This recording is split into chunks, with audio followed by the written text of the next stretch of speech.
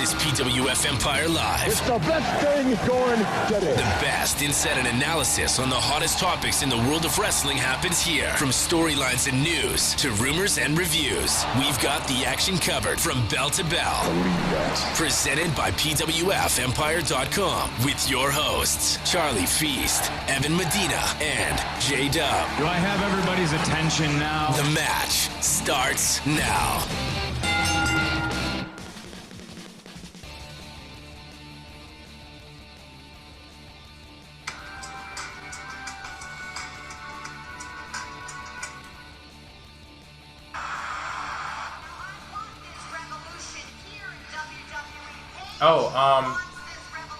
I'm sorry guys, I'm so unprepared for this review because something happened with my WWE network. I was in the middle of watching Seth Rollins versus Brock Lesnar, the main event of Battleground, and it's like whatever happened with the show, it stopped and skipped to a commercial after The Undertaker came out. So I'm just watching the WWE network right now, seeing if they have the finish on here, but they're playing replays now. I don't know what the hell is going on.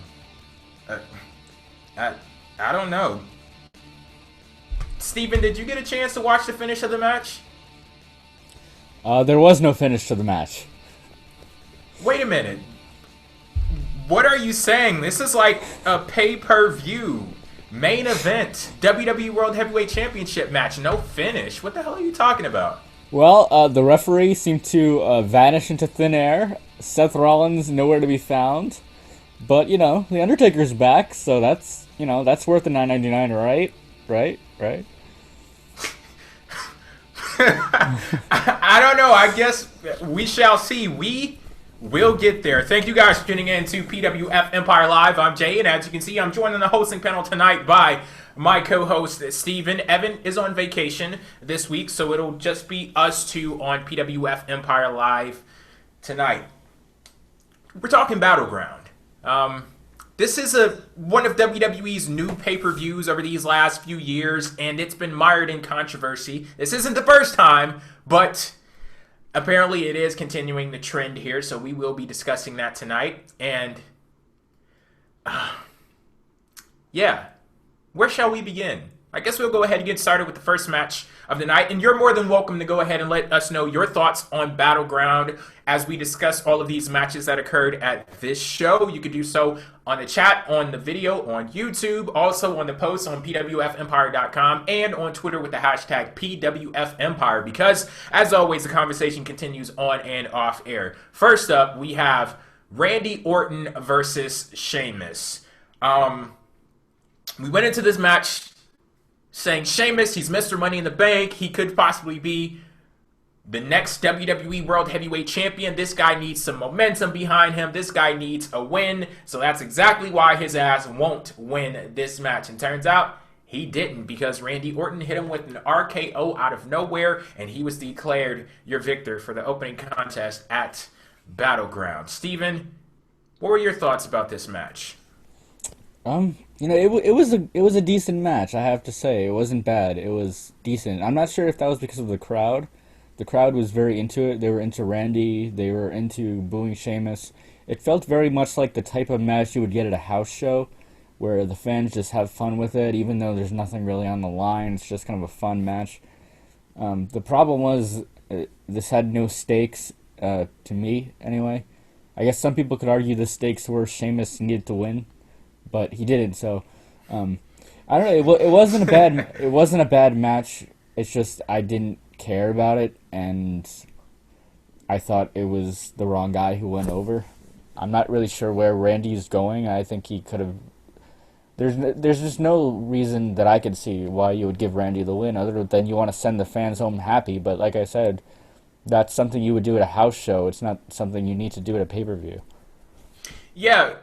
Going back to what you were talking about with the crowd, WWE better be glad that this was actually Randy Orton's hometown, because I think that this helped out this match a great deal. The crowd actually had some kind of investment in it. It's not anything that WWE did, because it's not like Vince, concocted, Randy Orton's birth, and it just so happened to be in St. Louis. That didn't have anything to do with WWE. Besides that, there was no reason to really care about this match. And hell, me sitting at home, it's not like I could take in the atmosphere at the show. So I was just sitting there watching this match, and it was a solid contest, but I felt as if they got stuck in one gear very early on, and it was so long before they actually broke that tired formula to actually do something in the match. There was one point where Randy Orton, when he started hyping up the crowd and just soaking in all of the energy that they were giving him, and he was gearing up for the RKO, that point is when the match kind of kicked it up to the next level for me, and it was pretty good from that point on. I really love that spot where Sheamus had Orton in the Texas Cloverleaf. That was really good, but other than that, not too much going on for this match. And with Randy Orton getting the win here, like, what is he going to do with this? What does that mean? I don't know. It was just one of those things where, they're in St. Louis, so you have the hometown guy win. Although that's not usually what they do. They usually have the hometown guy lose. So I'm honestly not sure. I'm going to chalk it up to what Evan said on our prediction show, which is that, they like to job out the Money in the Bank holder for who the hell knows why. I mean, it's the most backwards thing you can imagine. But yeah, this is the kind of match where it's one of those brawler versus brawler matches where there's very little transition between the moves. It's just you hit a move and then you kind of rest and then the other guy hits a move. And it's just the pacing is not quite right. But in this case, it wasn't a bad match. I found myself into it a decent amount, and I think most of that was the crowd, but it was okay. Alrighty, next up we have our first championship match of the night. The Primetime Players defending their tag titles versus the New Day Primetime Players. They went in as the champions, and they're walking out as the champions as well. As good as this match was, probably the highlight of this entire little sequence, and maybe the highlight of the night, Xavier fucking Woods. That dude is amazing. I really like him in the ring, but I'm so glad that he's not actually wrestling, because when he isn't wrestling, he's at ringside talking shit. And that's like the most wonderful thing in the world. Yeah. I have 2 words to describe this entire thing. Tricep meat. Tricep meat. Can't get any better than that. I don't know. I think you're right about that. I think if Xavier Woods wasn't here, the New Day wouldn't be as over as they are. Because, if it was just Kofi and Big E, those are 2 likable guys. Xavier Woods, he has something where, I don't know, he's just kind of a dick, Something about his face, I don't know what it is. But yeah, he's good in the manager role, I think Kofi and Big E should stay the tag team and have Xavier as the manager. And what I thought was so awesome about this match, actually talking about the in-ring action, I would compare this entire situation to what was going on with Miz and Mizdow. As entertaining as Mizdow was, he was a huge distraction. And I don't know what it was with WWE's booking of him and Miz at the time, but every single time I would see Miz in the match with Mizdow with his antics at ringside, I would always get distracted and not pay attention to what was going on in the ring, because Mizdow was such a distraction. But I think with Xavier Woods, it doesn't really work that way. Like, this is the way that it should be. You have a great match going on in the ring, and you have Xavier Woods accentuating the action while also being entertaining. So I say that the New Day, they're just a complete package, entertaining all around. And the action that occurred in the ring, I barely had a chance to breathe during this friggin' match. I talked about how it took so long for Randy Orton and Sheamus to break out of first gear. Hell, with these 2 tag teams in this match, they never were in first gear at all. And I love this match from start to finish. Just great stuff all around. Yeah, it makes me kind of sad that the Shield isn't around anymore. I always thought that they could have built a really great 6-man tag division around the Shield. And I would have loved to see the Shield versus the New Day. The New Day are the type of trio that would have given the Shield a run for their money in terms of in-ring action. The 6-man tags ever since the Shield broke up have not been good, but ever since the New Day has been doing them, I mean, this wasn't a 6-man tag, but their 6-man tag matches are good, and so was this one. It was a good match. There's not much for me to say aside from that, although I think the New Day should have won. I think I would agree with you there. I think the New Day should have won also, but this was a nice, solid win for primetime players, because I remember when they actually won the tag team titles, it was kind of like, okay, what the hell just happened? I feel like this is the start of their title reign now, so let's just forget about what happened and move forward on this note. So as far as I'm concerned, primetime players are the new tag team champions tonight. Yeah, if they would have won it today, it would have been a lot better. I just don't know where it's going to go from here. You know, the New Day are so hot right now. Do you just phase them out of the tag team title picture? That seems a bit premature to me, but, you know, the primetime players beat them twice in a row, so I don't really know where you go from here. It's kind of like a weird balance. You don't want to run the thing into the ground, but that's the same question I'm asking now. Like, where do we go from here? But I don't know. I guess we'll see. To me, you got to add Bo Dallas to the New Day.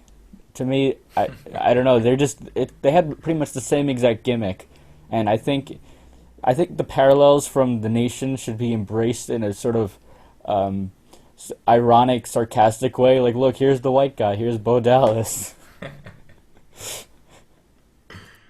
Okay, we're going to move on now from Bo Dallas to his off-screen brother, I guess, Bray Wyatt. He competed in a match with Roman Reigns tonight at Battleground, and Bray Wyatt was the winner of this match after interference from what was originally a guy in a hood, but the guy took the hood off, and it turned out it was Bray Wyatt's old Wyatt family cohort, Luke Harper. He cost Roman Reigns the victory in this case, and I've been so hot and cold on this feud between Bray Wyatt and Roman Reigns, and I guess they kind of like took that feeling and applied it to this match here, because I'm gonna say it before I'm gonna let you guys know before I even say it. This is gonna be one of the weirdest things I've ever said. But if you took away all of the bad stuff from this match, it would have really been a good match. And I hope that makes sense. It doesn't make sense to me. I'm not sure what bad stuff you're talking about. I really like this match. In fact, I think for example, that long-ass rest hold that they were in. There was like a big lull in the middle of this match where I was just sitting there like, God damn, this thing is going on entirely too long. And also another thing that I didn't like about this match, the fact that these guys are such heated rivals, and they started out the match locking up with each other. I would have loved to have seen Roman Reigns come out immediately, straight from the damn gate, throwing haymakers at Bray Wyatt. Because if you tell a story, I expect for you to follow through with that story in the match. This isn't just a regular old match for Roman Reigns. This is a match with a guy who cost you your chance at being the WWE World Heavyweight Champion. He was the reason why you lost the Money in the Bank match. He's the reason why, as the commentators have talked about on the show, that you haven't won a match by pinfall or submission in so many weeks. I would have liked to have seen Roman Reigns come out with a bit more aggression, literally from the very first second that the match started. And I think the fact that he didn't do that, it kind of did take away a little bit for me. Yeah, I agree with you on that. That's one of my pet peeves in wrestling, is when they start off with the lock when it's a personal feud. I think that's just a little touch that you really should get right. I don't know. I completely agree with you on that. As for the rest hold thing, I don't think it went as long as you think it did. To me, it was long, I give you that, but it wasn't a substantial part of the match. It was maybe 3 minutes tops, and I guess that's maybe too much, but to me it didn't take away from the match. I thought this was one of Roman Reigns' best matches of his run so far, his best singles matches. Probably third to his match with Bryan and his match with Lesnar. And I really thought both of them brought it. This is also one of Wyatt's best singles matches, maybe since the Bryan match. I don't know. Am I alone in thinking this was a really great match? Because I felt like they both were very explosive. They both were working together so well. The chemistry was there. I just loved it, and I loved the finish too. Yeah, this match was very disjointed for me, and I go back to what I said earlier. If you take out all of the bad stuff, it would have been really good. Like, I just felt like the moments connecting one to the next, they were kind of off. And hell, I thought that Roman Reigns' match with Big Show, the last man standing match, was better than this one. So I wouldn't rank this as one of his best matches, even though he was really good in certain moments. But I just think that this thing went on entirely too long. If you had actually cut out a few minutes and compressed the action so that it moved a little quicker, it would have been a lot better than what it turned out to be. Another thing I noticed about this match is that there was no finisher spam, because you noted that you talked about that the other day. In this match, it was a fight to get the finisher. There was counters after counter, so it wasn't like I don't even think anyone did either of them kick out of each other's finisher. I seem to recall it being that they were trying to get the finisher the entire match, and then when Wyatt finally got it, he got the pin. I could be wrong about that. Yeah, there was no kicking out of finishers. Roman Reigns didn't even hit a spear. The closest he came was one of the big spots in the match was the near fall that came from Roman Reigns' signature move. So I thought that was cool.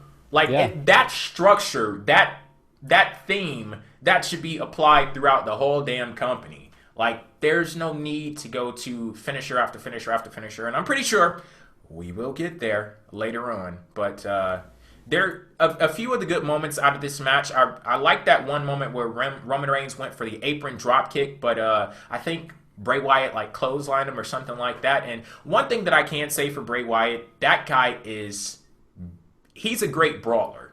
Like, he'll do some shit that looks very nasty, but awesome at the same time.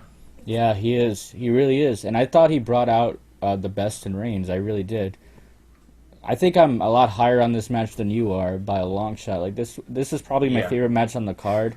I'm not going to say it was better than Owens Cena, but if you take the finish into account, I liked this. I enjoyed this the most. And just to talk about the finish, I loved that they brought back Luke Harper. I think it was so stupid that they broke him up. And it just makes so much sense. I mean, he has this guy, Luke Harper. Why not use him? And I loved how he did it with the hoodie. That was a nice touch. Even though I kind of saw it was him almost immediately, because you could kind of see his face. But it was still like kind of a who is that moment for like a split second there. Mm-hmm. Okay, next up we have the big Triple Threat Divas match. This was a match that featured representatives from the three different factions that we have in the Divas division right now. You have Team Bad, Beautiful and Dangerous was represented by Sasha Banks. Team Bella was represented by Brie Bella, and Team Powerpuff Girls was represented by Charlotte. And I've seen people call them the Powerpuff Girls. Like, I saw somebody call them that on Monday, and I didn't realize, like, why are they calling them the Powerpuff Girls? And I saw, like, the redhead, one has the black hair, one has the blonde. I was like, I got it. That's nice. I like that. I like that. And Paige is straight up Buttercup. Like, they got that to a T. Okay, so go ahead. I was gonna say, but Charlotte doesn't really remind you of Bubbles. No, not at all. But anyway, this match was kind of a tease, you know. By putting Brie Bella in there, it was kind of a tease, because she is like far and away the inferior Bella twin, and I think I think that was a good move in a sense, because I think you want to save the big Divas match for the right moments, and this was a good tease, but it was also a bad tease. Yeah, I was watching and I was like, they can't be giving away Nikki versus Charlotte versus Sasha this early, and then she, you know, pulled a little trick where she jumped out of the ring and Brie got in. I was like, God damn. This is a shame. Yeah, so it was a nice little preview. It was the kind of tease that it doesn't like piss you off. It just kind of makes you go, man, I really wanted to see Nikki in there. One thing that I really loved about this match was how, and I actually said this on Twitter, like, I would love it if we were in a situation where something happened, kayfabe of course, to Brie, where she got knocked out and was selling an injury at ringside, and it just basically turned into Sasha versus Charlotte. I would have been perfectly fine with that. And I loved, there are a few points in the match where Sasha and Charlotte were going at it, and then Brie would attempt to jump in, and somebody would just hit her like, bam, sit the fuck down. And she would roll over in the corner. Sasha and Charlotte would go at it again. Then Brie would try to jump in, sit the fuck down. I love that point. Like, I'm going to look at that as a treat just for me. Like, they did that just for me. So, thank you, WWE. But the match as a whole, I really appreciate the fact that they gave them a platform, they gave them an opportunity, and they gave them time to go out there and do whatever it is that they wanted to. The match itself, it was really awesome. It was great to get the sense of seriousness and legitimacy through the booking. The action was pretty good too, but this is something that I've noticed from Divas matches frequently, even before all of the NXT Divas came up to the main roster. They've been slowly evolving the way that they book Divas matches, and I think the problem previously was the fact that they would basically throw them out there and say, go, do whatever it is that you want to do to put on a good match. And it's just that the action wasn't so crisp.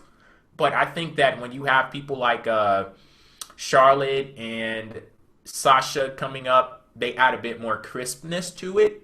As long as they continue this kind of booking with the matches and add the storylines and the character development, I think that we're on a good road with the Divas. Yeah, it's not a bad road. I still need to see more commitment. You know, a few good matches isn't going to win me over. I really want to see. I want to see some sort of paradigm shift where maybe you bring in, like I said last week, a new title. Maybe you. I heard someone suggest doing a Queen of the Ring tournament. I think that would be a fantastic idea. Like, there's no better time to do something like that because you just brought in all these new divas. I think that would be really great. But as for this match, it was pretty good. I mean, it wasn't bad, but I think the match that everyone wanted to see was Nikki and Sasha and Charlotte. Yeah, and we got a lot of stuff to talk about with the Divas. We'll talk about it in the next few weeks on PWF Empire Live, because the thing is, as great as seeing these girls on WWE TV main roster is, there are a lot of logistical issues that we need to get through before we reach this revolution in the Divas division. But that's something that you guys are going to have to wait on. It's definitely coming. So, yeah, we're going to go ahead and continue on with the show now. This next match at Battleground was John Cena versus Kevin Owens with the United States Championship on the line. If you had given me a million choices on how this match would end, out of a million friggin' options, I would not have chosen Kevin Owens tapping out. But that was the option that WWE went with. In this case, Kevin Owens tapped out to the STF. So John Cena is still the United States champion. Yeah, well, this gave me flashbacks to Cena's reign of terror. I'm not about to bash John Cena. Reign of terror? Yeah, because this was one of those moments where Cena just completely squashes the momentum of someone. I don't know. It's just one of those, like, what did he need that win? Why? Just why? Like, I just felt that at the finish. I'm not sure. What did you think of that tap out? See, here's my issue. I think that was it even a tap out? Like, I did. Didn't look like it was a tap out. It was a tap out. We're not about to start this whole conspiracy theory thing. No. To me, it's not a conspiracy. To me, they replayed it, and I was like, it barely looked like he tapped out. Like, he didn't really, like, it almost looked like he was just like fidgeting almost. But it definitely was a tap out. Okay, well, maybe it was just me, but my friend also like noticed. Like, that didn't really look like a tap out. But, okay, let's just assume it was a tap out then. I guess it was. Yeah, so if we're assuming that it actually was a legit tap out, no BS coming from Kevin Owens' way or anybody else's way as far as WWE storylines are concerned, maybe it's just a situation where fans put too much into tapping out. Like, is that something that you've ever thought about before? Because you can have someone go into a match and they get hit with an impact move and they get pinned and, okay, they lost the match, but there's some kind of stigma placed on tapping out. I have to ask, like, have you noticed that, and do you think it's fair? Oh yeah, I've noticed it. I don't think it's the fans' fault. I think it's the way we've been conditioned. WWE has always placed emphasis on tap outs. Like that's the most definitive victory you can get is a tap out because there's no funny business. Like with the pin, it's like, well, I might have got knocked out for a second. Like that's something that there's some controversy over. Even if you just get a regular clean pin, it's like, well, 1 second you knocked me out, big deal. A tap out is like, yeah, you definitively beat me. I don't know if it's fair per se. I think it would be a better environment if tap outs were more common and more accepted because, I mean, mostly because of UFC. Like, I mean, UFC tap outs are common and it's not a big deal. It's like that's just what you have to do to avoid getting your body part broken or something, you know?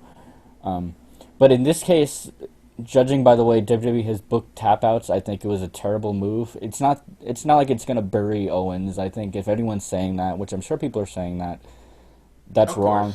Like he's not, Owens is not ruined, but it's just like, I don't know, like it's such a weird pattern of booking. He beats Cena, then he loses, then he taps out. Like it's just a very sporadic trajectory that he's on.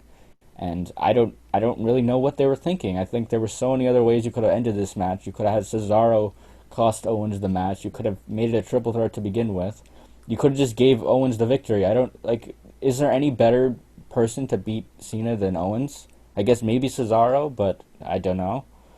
Yeah, you do have to wonder in this case with John Cena holding the U.S. Championship at some point, he does have to be beaten. And if it's not Kevin Owens to do it, then who? I mean, I won't mind Cesaro, but Cesaro just lost to Rusev on Raw, so I'm like... No, he beat him on SmackDown, so it's okay now. Oh, okay.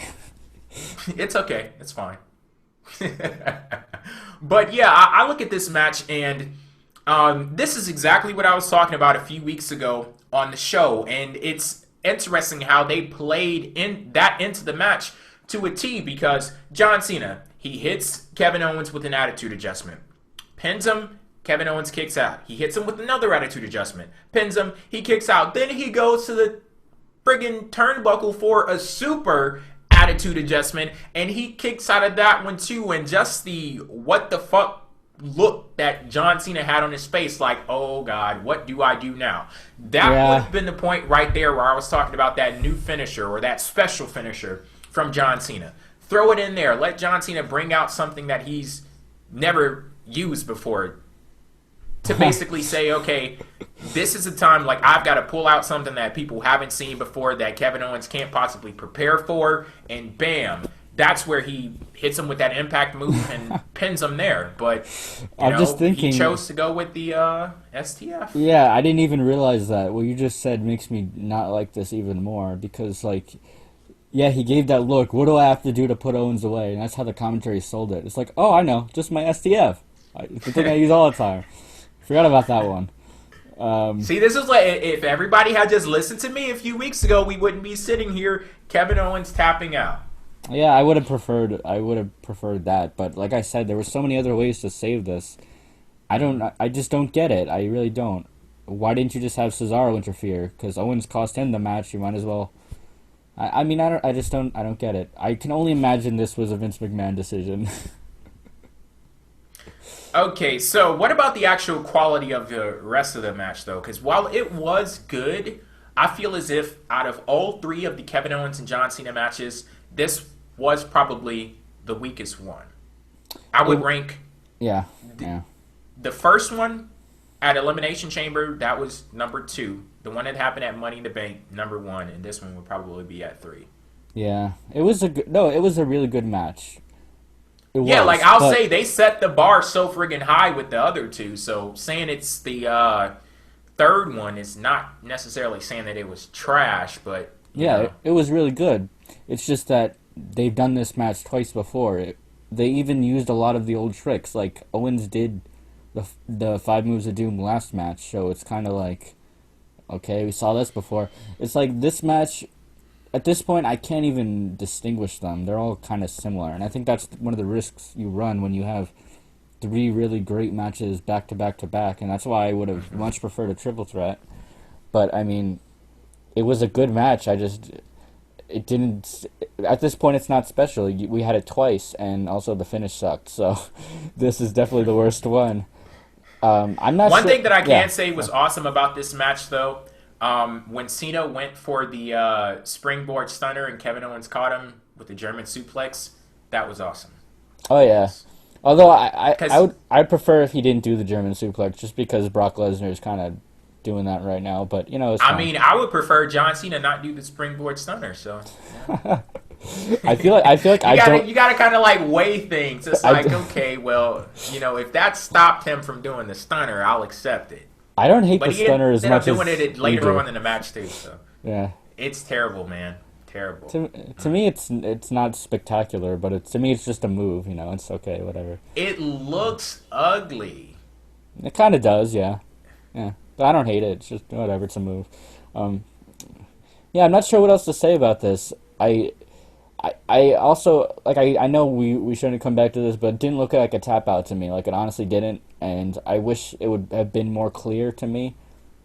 Are they gonna contest it? Is Owens gonna did they do that on purpose? Is Owens gonna be like, no, I didn't tap out, or I don't know. I guess we'll find out. Yeah, I guess we'll see on Monday Night Raw tomorrow. It was a very weak tap out. Like, it was a very weak motion of his hand that he did there. Okay, so the main event of Battleground. Wait, no, you Seth forgot Rollins. The Miz. Did we? Oh, he got knocked out. Oh, that's right. Okay, continue. Yeah, okay. Yeah.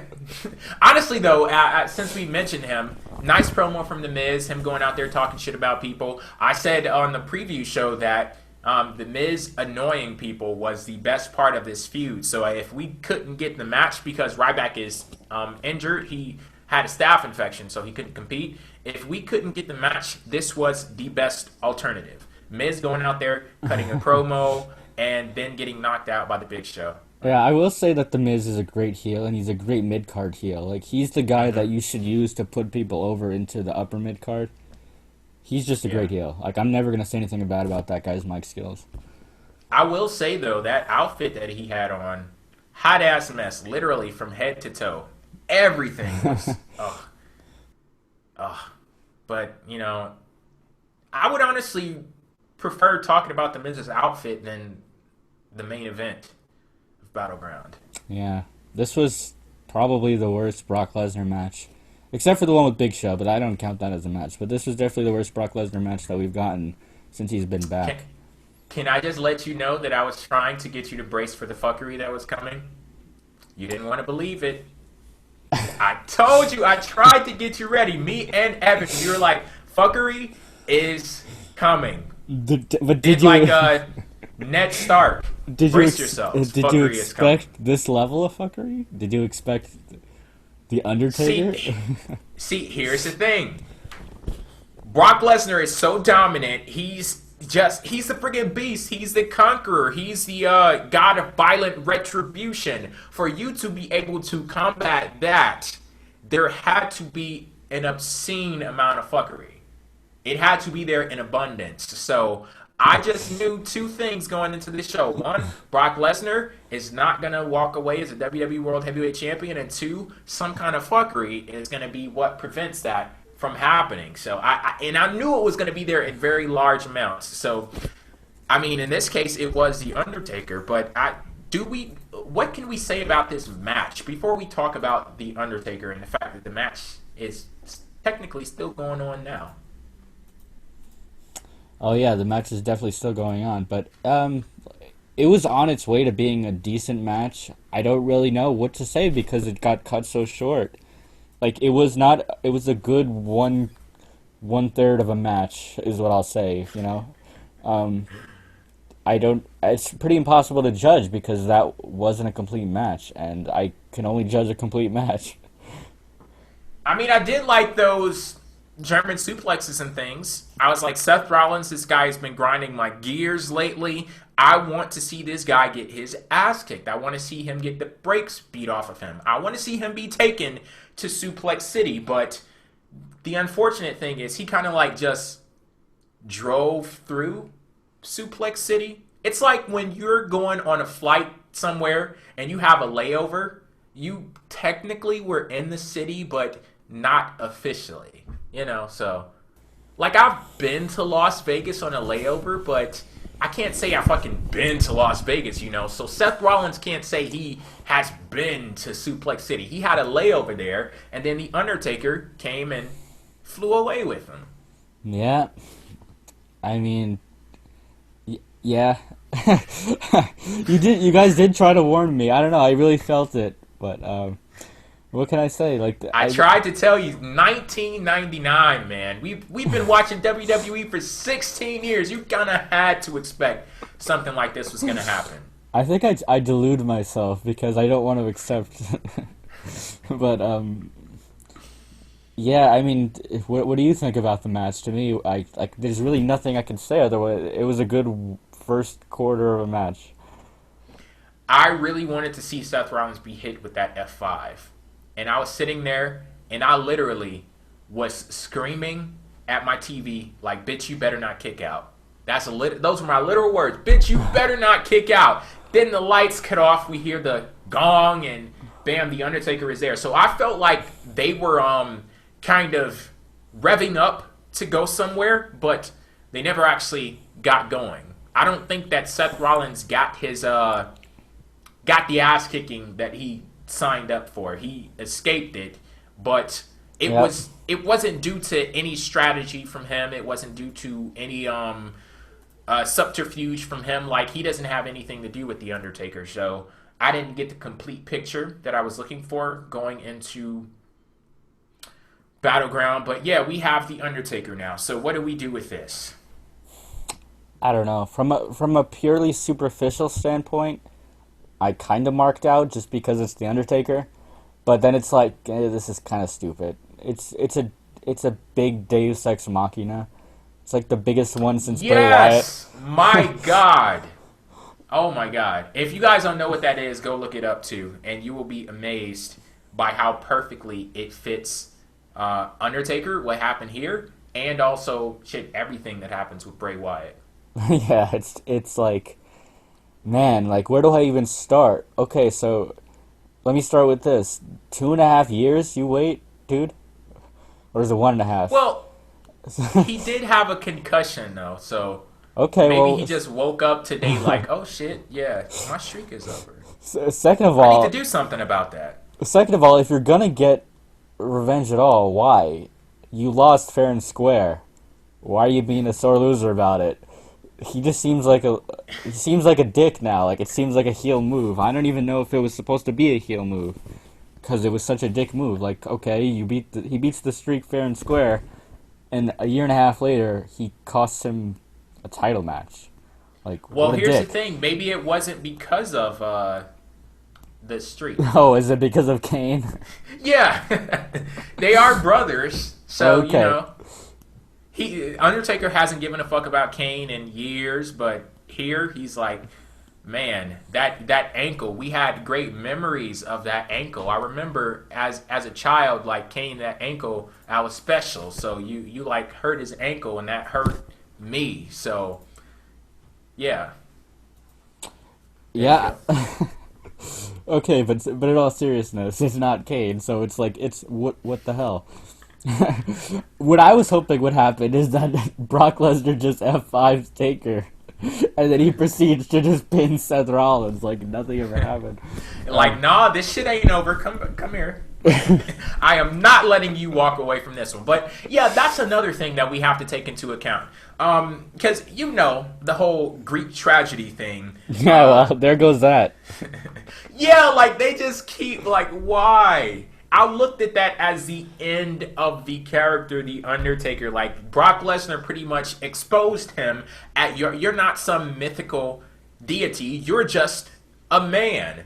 And a fairly, if you catch my drift, he's like, well, I don't want to go there with yeah, you said it, not me. But yeah, the thing is with Undertaker, like, let's also take into account the fact that this match lasted for 4 minutes, and I think it was longer than that, but it was pretty short. Yeah, it's not as if Brock Lesnar was brutalized in any way by Seth Rollins. Taker got the best of him, like straight up. Yeah, I mean, looking but at that, like, to be fair, when the Undertaker appears, you're kind of stunned. It was 9 minutes long, apparently. Anyway. no, but here's the thing. Brock Lesnar exposed the whole freaking charade at WrestleMania 30. That was the whole point of that match. He wasn't intimidated by the presence of the Undertaker. So I don't understand how he would be like in awe of the Undertaker. And I don't think he was I don't think he was scared of him. I just think he was like, "What are you doing here? Like, I thought I got rid of you." Like, in a sense, he did expose the Undertaker. He showed that the Undertaker is just some guy who is apparently a very sore loser, because, you know, and that's what we got, is Undertaker being a sore loser. And I've always kind of thought that. I'm like, why hasn't Undertaker come out and given props to Brock Lesnar for beating his streak? And I was like, okay, maybe the respect is just not saying anything. And now he's like, okay, I'm going to cost you a title match. I don't know, dude. It's just... I don't have any problem with Brock Lesnar being spooked by Taker, just because, not because he's a ghost or anything. I don't even think that was the point. I just think the point was, oh shit, Taker's after me. Because that's just scary in itself. You know, it's Undertaker. That's fine.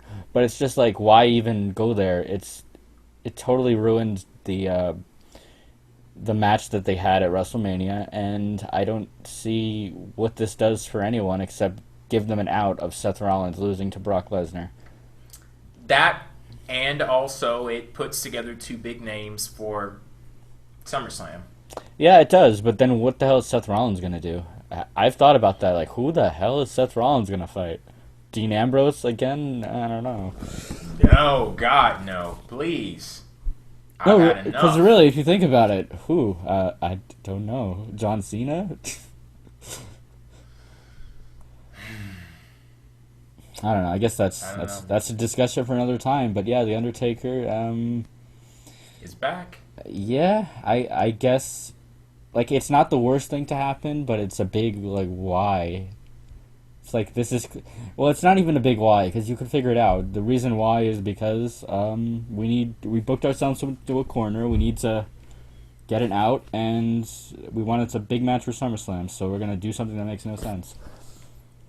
Doesn't that suck? Like, sometimes I just want to see a main event match, you know, just happen and get a finish. No storyline bullshit attached to it. Just want to see a match. I don't understand or like this thing that WWE does where we're going to use the main event of one show to build up to the next one. I understand it happening sometimes because you could just be in those situations where it happens, but I don't like this. Well, the network... honestly, the network I gives came them out of this show permission. with a very... No, the fuck it doesn't. No, I don't... No. Shit, Well, if that's the case... technically it does, to be honest, because, I want my money back. Because you're not paying $60 anymore. You're paying $10 for the pay-per-view and then all this other content. So technically they can just do whatever the hell they want. And it's still worth the money. Like, I'm not going to go cancel my subscription because of a shitty finish. But, yeah, you know, it's just, I really wanted to see just a straight massacre. That's what we were promised, and we didn't even get that. If we got it and then Undertaker came out, that would be different. But we didn't even get it. Like you said, it was just a drive-by to Suplex City. You didn't go there, so... So, thoughts on the pay-per-view overall? A bunch of good matches with really bad finishes. Except for the Wyatt one. I'll give Wyatt... The Wyatt finisher was great to me. The Wyatt match was my favorite match. I'm looking over this show, and... Could I... I'll be honest. The match that I was most excited for, like, I had this big, like, awesome feeling, like, that was good shit. To be quite honest, was a tag team championship match. And if that makes it the match of the night, then I'll go ahead and give it to him. I mean, I'm still going to say Owens Cena was the best match from a technical standpoint, but I liked the Bray Wyatt match more just because the finish was better. But yeah, it wasn't a bad pay-per-view. It was just a very questionable one with pretty good action, but just bad decisions all around. I got every one of my predictions wrong, by the way. Yeah, I did. I got all of them wrong. So I don't even remember my predictions.